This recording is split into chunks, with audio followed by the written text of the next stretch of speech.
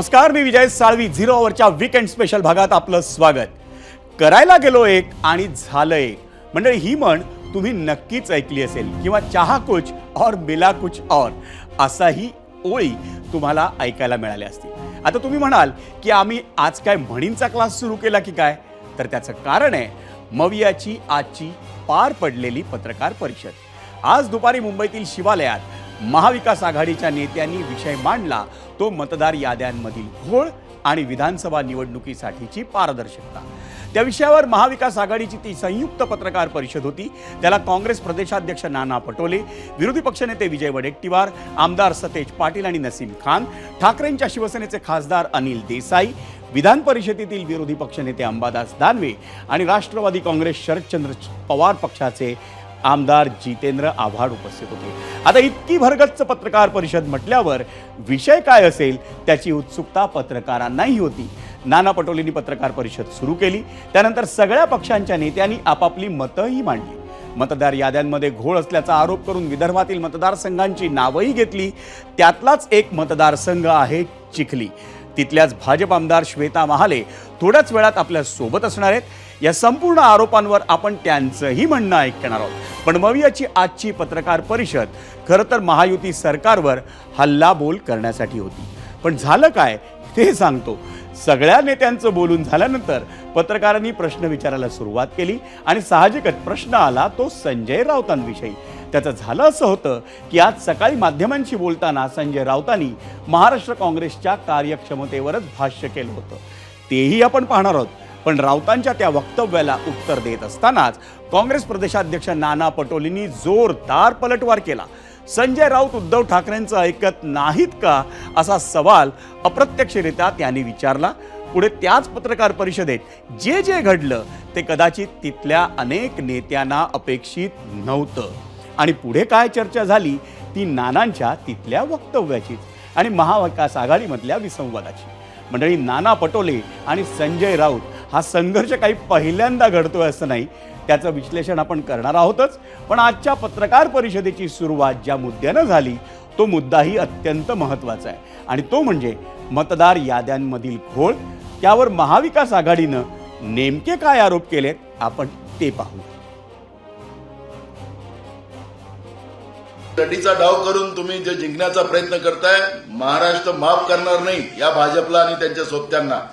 आणि या पद्धतीनं अगर तुम्ही वागत असाल तर मी या निमित्तानं चौथ्या स्तंभाच्या माध्यमातून महाराष्ट्राच्या जनतेला सांगतो की आजपासून आपल्या सगळ्या वोटर लिस्टला आपण तपासा आणि जिथं जिथं जे अधिकारी यांच्या या षडयंत्रामध्ये सामील झाले असतील त्या सगळ्यांना त्यांची जागा दाखवायचं काम महाराष्ट्रातली जनतेने करावं हे आवाहन सुद्धा मी या ठिकाणी करतो आहे. सिन्नर मतदारसंघामध्ये 5,000 नावं अशीच वगळण्यात आली. जेव्हा त्या तेथील गावकऱ्यांच्या लक्षात आलं की असं होतंय, स्वतः गावकऱ्यांनी भेट घेतली आणि गावकऱ्यांनी भेट घेतल्यानंतर त्यांची नावं परत आणली. आता जर त्यांना मृतच दाखवलं होतं तर ते परत कशी काय आले? याचा अर्थ की कुठेही पारदर्शीपणा नाही. असलेली नावं गाळायची, नसलेल्या यांना आपण स्वतः हे करून त्याच्यामध्ये मतदारांमध्ये दिशाभूल. शेवटी प्रत्येक मतदारसंघामध्ये स्वतःला पाहिजे त्याप्रमाणे करणं हा लोकशाही काळीमा आहे. ज्यांचं वय 85 आणि 40% ज्यांना दिव्यांगाचं हे आहे सर्टिफिकेट ज्यांना सिव्हिल सर्जन आणि यांच्याकडून मिळालंय त्या लोकांना घरून वोटिंग करण्याची पद्धत जी राबवली जाते त्याबद्दल आम्हाला आक्षेप अजिबात नाही आहे. ते व्हावं, ते चांगल्या रीतीनं व्हावं, परंतु त्याच्यामध्ये पारदर्शकता असणं गरजेचं आहे. नाना पटोले, जितेंद्र आव्हाड आणि अनिल देसाई हे तिघही काय म्हणाले ते आपण ऐकलंय. आणि ही पत्रकार परिषद झाल्यानंतर महाविकास आघाडीनं आज राज्य निवडणूक आयोगाचे आयुक्त एस चोकलिंगम यांची भेट घेऊन बोगस पद्धतीनं मतदार यादीतून नावं वगळली जात असल्याचा आरोप केला. या प्रकारामागे शिंदे आणि फडणवीसांचं षडयंत्र असल्याचा आरोप प्रदेशाध्यक्ष नाना पटोलेंनी केला. प्रत्येक मतदारसंघातून 5,000 नावं वगळली जात आहेत असा आरोप राष्ट्रवादीच्या जितेंद्र आव्हाडांनी केला. महाविकास आघाडीला लोकसभा निवडणुकीत जिथं लीड मिळाला त्या मतदारसंघात बोगस पद्धतीनं नावं वगळली जात असल्याचा आरोप विरोधी पक्ष नेत्यांनी केला. मग या नेत्यांनी आज या प्रकारचा एक व्हिडिओही सादर केला. तेल्हारा गावच्या सरपंच किरण गाडेकर यांचा हा व्हिडिओ पत्रकार परिषदेत त्यांनी सादर केला. ABP माझानं त्यात सरपंचांना तातडीनं गाठलं आणि तिथली वास्तवातली परिस्थिती समजून घेतली. तेल्हारा गावातून 60 जणांची नावं बोगस पद्धतीनं वगळल्याचं समजल्याचं त्या म्हणाल्या. या प्रकरणाच्या चौकशीची मागणीही त्यांनी केली. विशेष म्हणजे गाडेकर दाम्पत्याच्या नावानं 7 नंबरचा फॉर्म भरण्यात आल्याचा धक्कादायक प्रकारही घडलाय. BLOनं हा प्रकार लक्षात आणून दिल्यावर पोलखोल झाली. आपण हा फॉर्म भरलाच नसल्याचं संजय गाडेकर यांनी स्पष्ट केलं.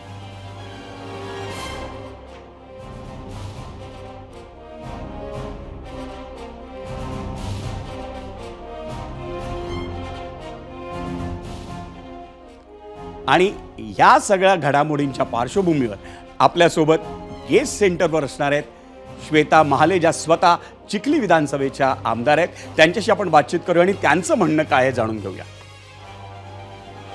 श्वेताजी, स्वागत आहे आपलं ABP माझाचा खास कार्यक्रम 0 ओव्हरमध्ये.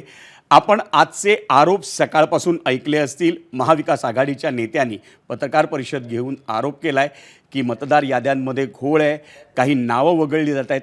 यावर आपली भूमिका काय आहे, कारण आपण त्या चिखलीच्या आमदार आहात?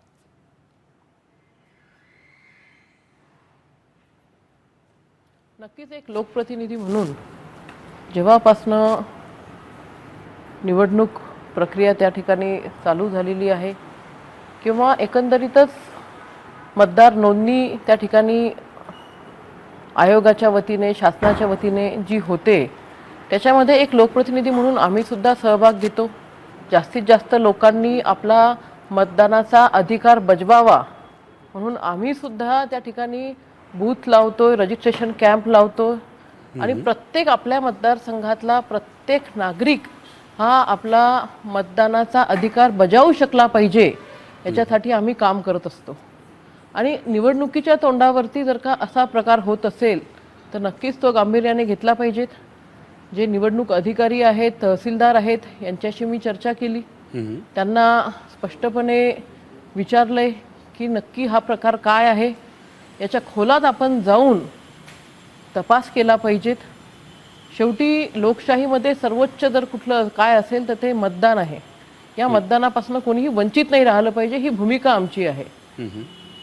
तहसीलदार महोदयांनी पण सांगितलंय की हा जो प्रकार झालेला आहे हा नेमका कसा झालाय, काय झालाय, आमचा तपास चालू आहे.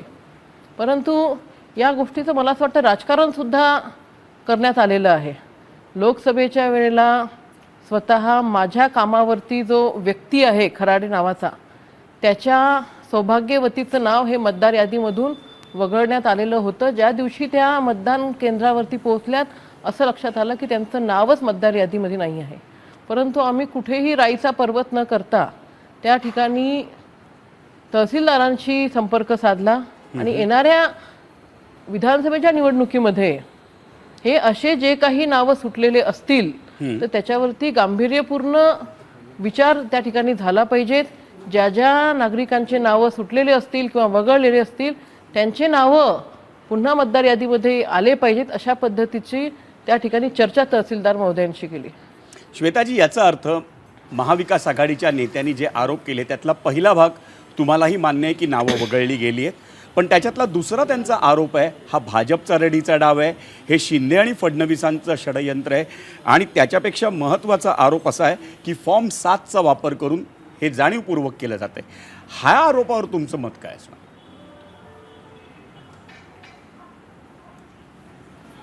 महाविकास आघाडीला त्या ठिकाणी येणाऱ्या विधानसभेमध्ये त्यांचा पराभव सुनिश्चित आहे हे कळून चुकलेलं आहे.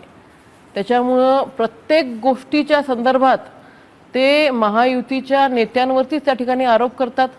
काहीही त्या ठिकाणी घडलं की त्याचा सगळं काही दोष ते फक्त आणि फक्त महायुतीच्या सरकारला देतात. लोकसभेमध्ये फेक नेरेटिव्ह त्यांनी केला की आम्ही संविधान बदलणार आहे, भारतीय जनता पार्टी संविधान बदलणार आहे, महायुती संविधान बदलणार आहे. आणि कुठेतरी ते थोडेफार यशस्वीसुद्धा झाले.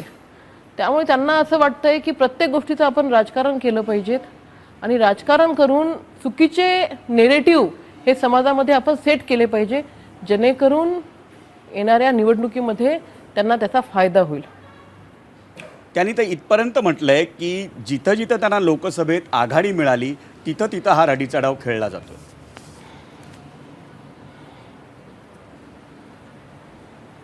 रडीचा डाव मुळात कोण खेळतंय हे जरा पाहिलं पाहिजेत.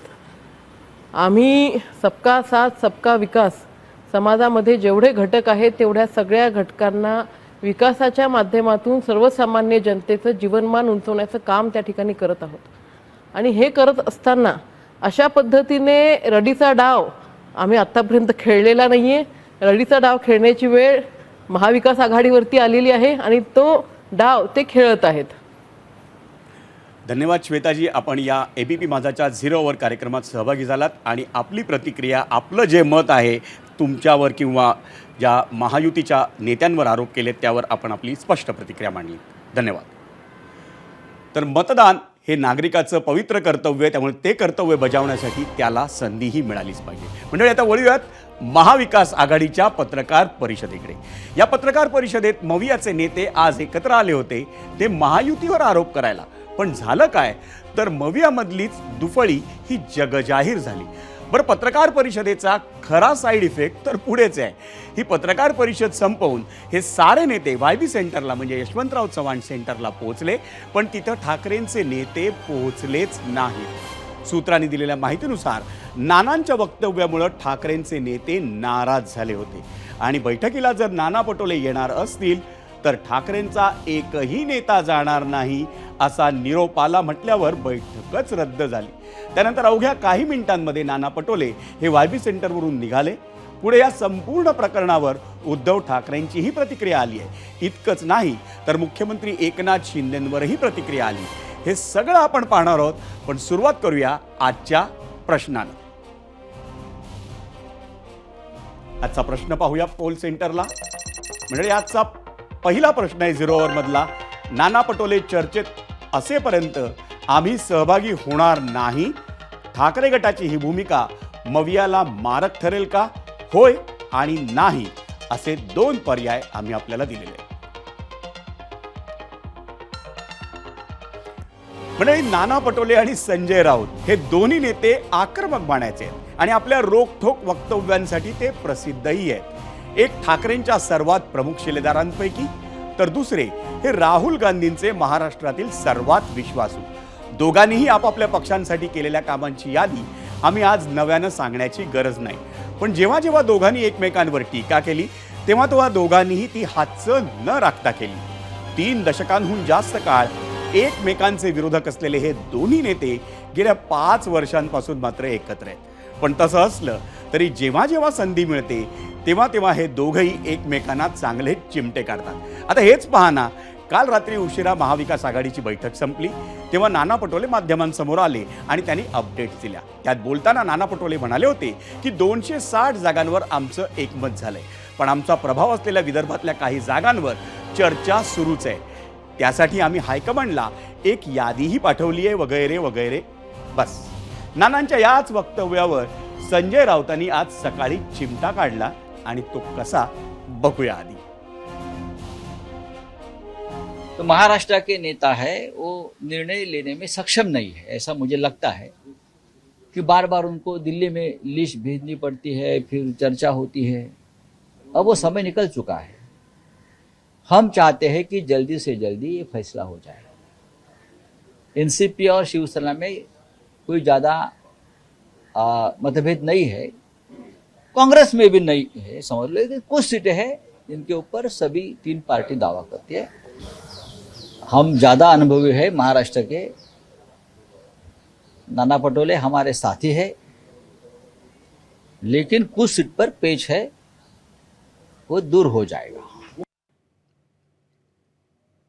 मंडळी, संजय राऊत काय बोलले हे तुम्हीच ऐकलं. पण ते एवढंच बोलून थांबले नाहीत, तर विदर्भ हा महाराष्ट्राचा भाग आहे, कुणाची जागीर नाही या शब्दात राऊतांनी काँग्रेसला सुनावलं. लोकसभेत विदर्भातील 2 जागा आम्ही सोडल्या, आता विधानसभेत तुम्ही आमच्यासाठी 4 जागा सोडल्यात, तर कुठे बिघडलं असा सवाल संजय राऊतांनी उपस्थित केला. बरं, विदर्भातील ज्या 4 जागांवर ठाकरे गट आणि काँग्रेसमध्ये तिढा निर्माण झाला आहे त्या जागा नेमका कुठल्या आहेत ते जाणून घेण्यासाठी जाऊयात मीडिया सेंटर.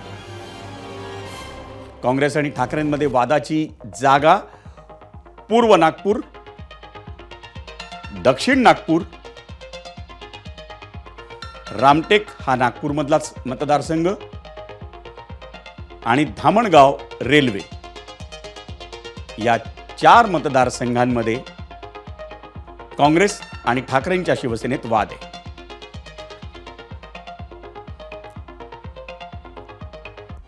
मंडळी, मी जसं म्हणालो तसं संजय राऊतांनी नाना पटोलेंच्याच वक्तव्याचा आधार घेऊन चिमटा काढला. आता त्यावर प्रतिक्रिया आली नसती तरच नवल. नाना पटोलेंची प्रतिक्रिया आली ती थेट महाविकास आघाडीच्या संयुक्त पत्रकार परिषदेतूनच. पत्रकारांनी प्रश्न विचारला आणि नाना पटोलेंनी पलटवार केला. काँग्रेस प्रदेशाध्यक्ष नाना पटोलेंनी संजय राऊतांबद्दल जाहीर नाराजी व्यक्त केली. महाराष्ट्र काँग्रेसच्या नेत्यांना जागा वाटपाचे अधिकार नाहीत असं वक्तव्य संजय राऊतांनी केलं होतं. त्याला प्रत्युत्तर देताना नाना पटोलेंनी मवियाच्या नेत्यांसमोरच जाहीर नाराजी व्यक्त केली. संजय राऊत हे उद्धव ठाकरेंचं ऐकत नसतील तर तो त्यांचा प्रश्न आहे असं पटोले म्हणाले. अनिल देसाई, जितेंद्र आव्हाड आणि विजय वडेट्टीवार यांनी पटोलेंना शांत करण्याचा प्रयत्नही केला आणि तो प्रयत्न कॅमेराने टिपलाय. तुम्हीच पहा.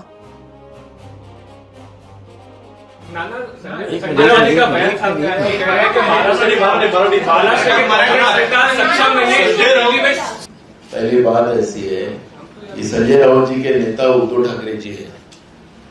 हमारे नेता मल्लिकार्जुन खड़गे जी और राहुल जी है, और राष्ट्रवादी के नेता शरद पवार जी, जो हमारी टीम में हम लोग जो शिवसेना की मीटिंग जो कमेटी जो है उसमें ना शरद पवार जी रहते हैं, ना उद्धव जी रहते हैं, ना मल्लिकार्जुन खड़गे जी, ना राहुल जी रहते हैं. लेकिन हम लोग कमेटी जो बनी है उनके आदेश से बनी है, हमारे तीनों नेता के आदेश से बनी है. हमारी जवाबदारी है कि हमारे नेता को जो भी कुछ हुआ वो मालूमात देना, वो हमारा अधिकार है, वो देना पड़ता है. संजय राउत उद्धव जी को ओवररोल करते होंगे तो उनका इशू है, हमें पता नहीं क्या है उनका, अगर वो ऐसा बोलते हैं तो. लेकिन हम हमारे नेताओं को हम वास्तविकता बताना ये हमारी जवाबदारी है और वो हमने काम किया है. संजय राउत का काम, संजय राउत क्या कर रहे हैं, हमें संजय राउत के बारे में मुझे कुछ बोलना नहीं.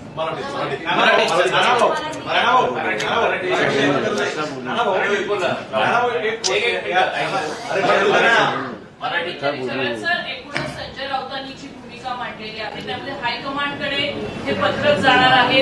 एकूणच सीट शेअरिंगची चर्चा जी आतापर्यंत मुंबईत होती ती दिल्लीपर्यंत जाणार का? ते अजून काही ठरलेलं नाही. मुद्दा एक असा आहे की संजय राऊत साहेबांनी जे सांगितले की त्यांचे नेता उद्धवजी आहेत, त्यांना उद्धवजीला माहिती द्यावं लागतं. तर संजय राऊतांचं काय म्हणणं नेमकं मला ते कळलं नाही, त्याच्यामुळे मला प्रतिक्रिया द्यायचं काही कारण नाही. असं आहे, पत्रकारांनी समजून घ्यावं ही पत्रकार परिषद ही फक्त निवडणूक आयोगासंबंधात आहे. याबद्दल इतर प्रश्नाची उत्तरं आम्ही सगळ्या दुपारी एकत्र बसल्यानंतर देऊ. मंडळी, अवघ्या 2 मिनिटांचा हा व्हिडिओ, पण तो पाहून एक अंदाज तर नक्की आपण लावू शकतो की जागा वाटपाचा महाविकास आघाडीतला तिढा अगदी शेवटच्या टप्प्यात किती ताणला गेलाय. दोन्ही नेते आपापल्या पक्षांसाठी बोलत असतील, पण त्यातून आघाडीतला विसंवाद जगजाहीर होतोय. आणि म्हणूनच की काय, खुद्द शरद पवारांनी दिल्लीत काँग्रेस पक्षश्रेष्ठींशी फोनवरून चर्चा केली आणि जागा वाटपाच्या तिढ्यावर मध्यस्थी केल्याची माहिती आहे. दुसरीकडे काँग्रेसचे महाराष्ट्र प्रभारी रमेश चेन्नितला हे उद्या मातोश्रीवर जाऊन उद्धव ठाकरेंची भेट घेणार असल्याचंही समजतंय.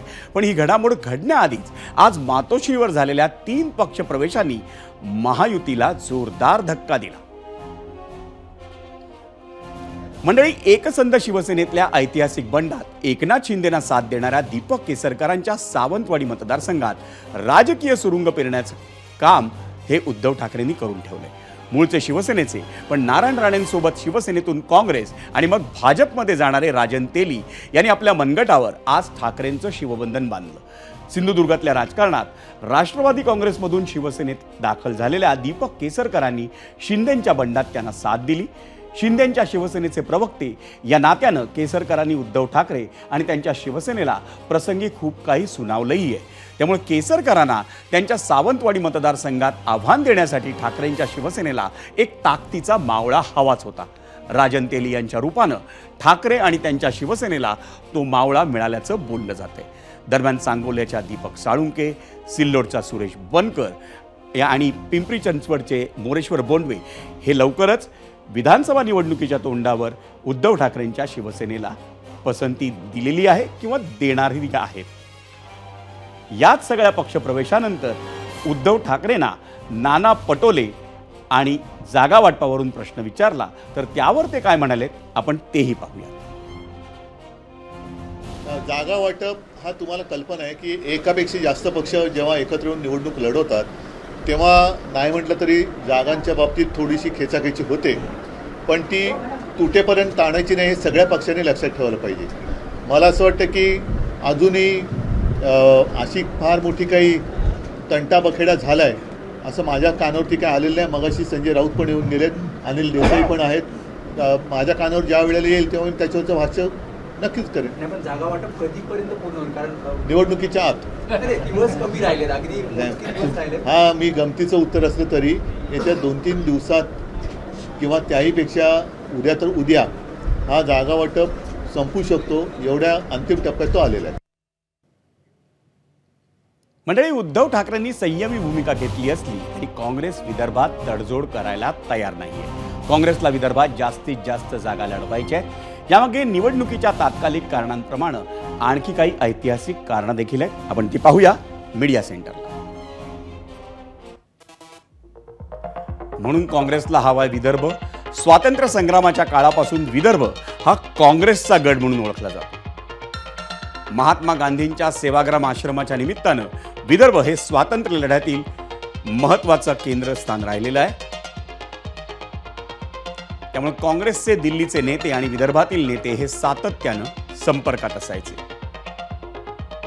स्वातंत्र्यानंतर विनोबा भावे यांनी देखील कर्मभूमी म्हणून पवनारची निवड केली. त्यामुळे पंडित नेहरूंनंतर इंदिरा गांधी देखील सतत विदर्भाच्या संपर्कात असायच्या. परिणामी विदर्भात काँग्रेस तळागाळापर्यंत रुजली. 1952 ते 1996 या काळात 11 पैकी 11 जागा काँग्रेसच जिंकायची विदर्भातल्या. विधानसभेत देखील 2/3 जागा या काँग्रेसकडे असायच्या. आणीबाणीनंतर देखील संपूर्ण देशात काँग्रेसचं पानिपत होऊन देखील काँग्रेसला विदर्भानं हात दिला. त्यामुळे 1977च्या निवडणुकीत काँग्रेसनं पुन्हा 11 पैकी 11 जागा जिंकल्या. 1996 मध्ये बनवारीलाल पुरोहित यांच्या रूपात भाजपचा पहिला खासदार निवडून आला.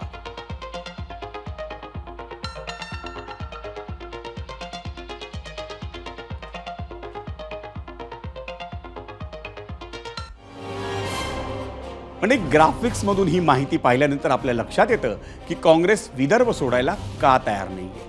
इकडे महाविकास आघाडीत इतकं सगळं घडत असेल तर महायुतीतील टीका होणं अपेक्षितच होतं. अगदी तसं झालंही. दिल्लीला जाण्याआधीच दरे गावातून मुख्यमंत्री एकनाथ शिंदेनी सगळ्या प्रकारावरून महाविकास आघाडीला टार्गेट केले. सोबतीला भरत गोगावलेंनी तोंडसुख घेतलं. मी अगोदर म्हटलेलं आहे, ही स्वार्थासाठी झालेली आघाडी आहे. ही विचार सोडलेली आघाडी आहे. बाळासाहेबांचे विचार त्यागलेली आघाडी आहे. आणि म्हणून स्वतःच्या स्वार्थासाठी ही झालेली आघाडी जी आहे ही आघाडीमध्ये बिघाडी तर होणारच. त्यांच्यात किती समन्वय राहील ते आज तरी आम्ही सांगू शकत नाही, कारण त्यांची प्रत्येकांची इच्छाशक्ती प्रबळ झालेली आहे.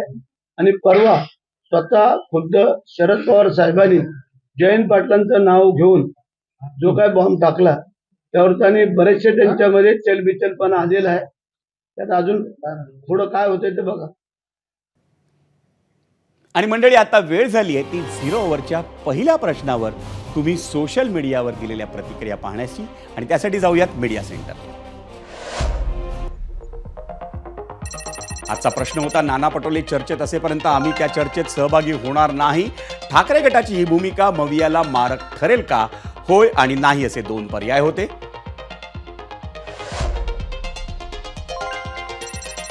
एक्सवर फहीम शेख म्हणतायत, हरियाणाचे निकाल पाहून संजय राऊतांना वाटते आपण दिल्ली जिंकली.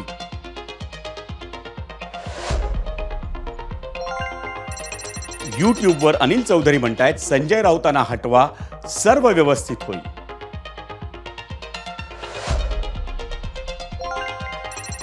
यूट्यूबवरच साबुराव करगजी म्हणतायत, नाना पटोले हक्कानं कुणाला न घाबरता बोलतात म्हणून ते यांना नको झालेत आणि यांचे रडणे खूपच झाले. आता काँग्रेसने स्वतंत्र लढले पाहिजे, मग समजेल.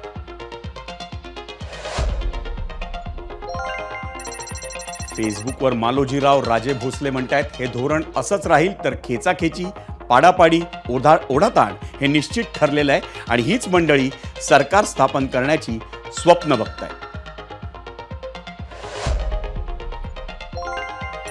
फेसबुकवर विठ्ठल पाटील म्हणतायत नाना पटोले, शरद पवार, उद्धव ठाकरे यांनी मराठा समाजाला ओबीसी मधून आरक्षण मिळावं म्हणून काय प्रयत्न केले आहेत ते सांगा. प्रयत्न केले नसतील तर मतं मागायला मराठ्यांच्या दारात येऊ नका. फेसबुकवरच अनिल कागदे म्हणतायत झाली यांची सुरुवात, कसा विश्वास ठेवायचा.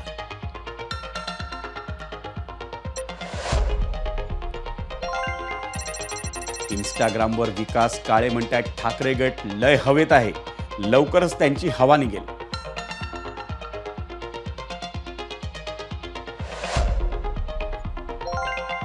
इंस्टाग्रामवरच प्रितेश टेकाले म्हणतायत मुळात महाविकास आघाडीमध्ये ग्राउंड लेवलवर सुद्धा सगळं आलबेल नाही.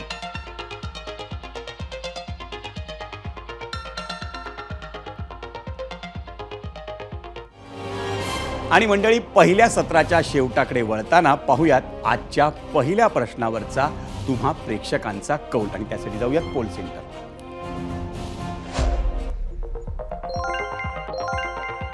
युट्यूबवर आपण प्रश्न विचारला होता, नाना पटोले चर्चेत असेपर्यंत त्या चर्चेत आम्ही सहभागी होणार नाही. ठाकरे गटाची ही भूमिका मवियाला मारक ठरेल का, यावर युट्यूबवर मतं आली 40,000. 77% म्हणतायत होय, 23% म्हणतायत नाही.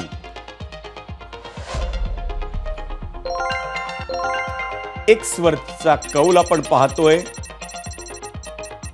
63% म्हणतायत होय, 37% म्हणतायत नाही.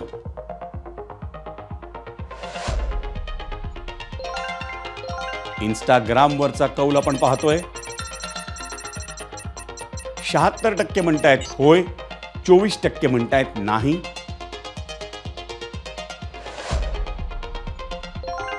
आणि फेसबुकवरचा कौल आपण पाहतोय, 56% म्हणतायत होय, 44% म्हणतायत नाही.